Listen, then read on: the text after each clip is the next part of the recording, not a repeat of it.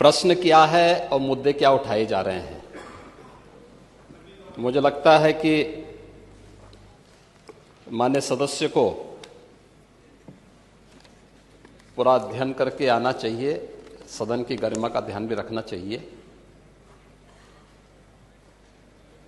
लेकिन मुझे इसलिए भी खड़ा होना पड़ा है क्योंकि नेता विरोधी पक्ष ने सदन की कार्रवाई प्रारंभ होते ही इस मुद्दे को उठाया और आपने भी उसको छेड़ा है।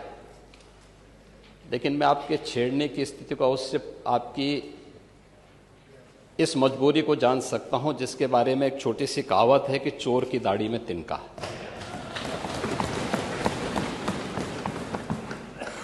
प्रश्न है नकली दवाओं के सेवन से होने वाली मौतों के बारे में, जिसके बारे में उनको उत्तर दिया गया है कि इस प्रकार के कोई भी प्रकरण अभी तक उत्तर प्रदेश सरकार के संज्ञान में नहीं है। दूसरा, समय समय पर इस दिशा में खाद्य सुरक्षा और औषधि प्रशासन विभाग के द्वारा छापेमारी की कार्रवाई भी होती है। उत्तर प्रदेश के अंदर कोडिन कफ सिरप के मामले में, जिसको नेता विरोधी दल, मैं तो ये मानता था कि उम्र के चौथे पड़ाव पर व्यक्ति सच बोलने का आदि कम से कम इस उम्र में तो होगा ही, लेकिन इस उम्र में भी इस समाजवादी उनको झूठा बुलवा देते हैं। इस उम्र में तो कम से कम उसे झूठ मत बुलवाओ भाई, सच बोलने के उनको आदी होना चाहिए। और वो तो चेयर पे बैठ चुके हैं लंबे समय तक, स्पीकर के रूप में उन्होंने सदन को आगे बढ़ाया है। कोडिन कफ सिरप से उत्तर प्रदेश के अंदर कोई मौत नहीं हुई है। एक। दूसरा, इस मामले में एनडीपीएस के अंतर्गत कार्रवाई होगी। ये उत्तर प्रदेश सरकार इस मामले को कोर्ट में जीती है, उत्तर प्रदेश ने इस मामले को लड़ा है। तीसरा, उत्तर प्रदेश में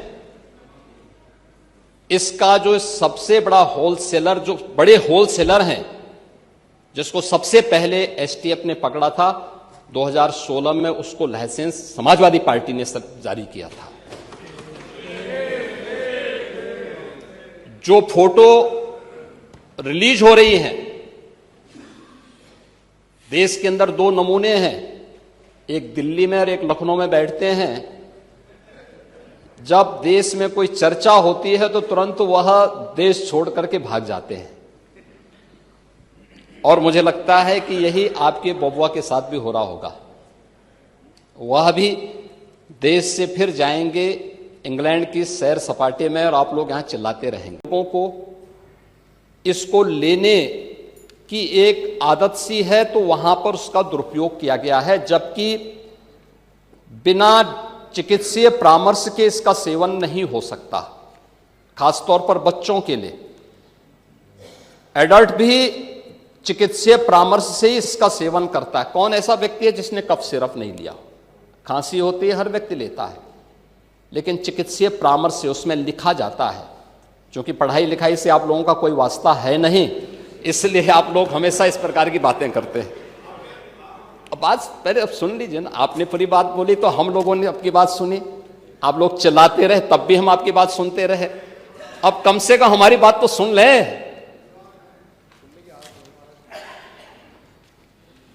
ये कार्रवाई सरकार ने की है और सरकार ने इसके लिए 79 अभियोग अब तक दर्ज किए हैं।